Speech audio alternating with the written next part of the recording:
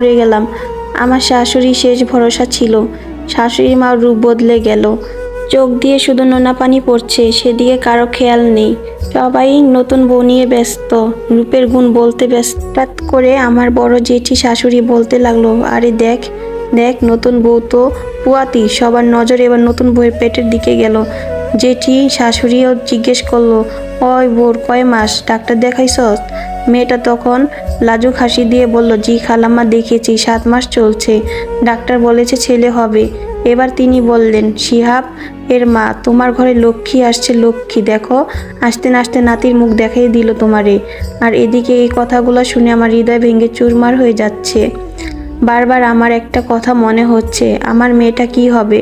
শিহাব কি তাকে আর ভালোবাসবে না? নতুন বউ আর তার সন্তান পৃথিবীতে আসতে চলেছে, তাদের পেয়ে আমার মেয়েটা ভুলে যাবে।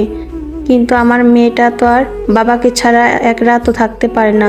তাহলে কি এবার আমার মেয়েটা তার বাবাকে হারিয়ে ফেলবে?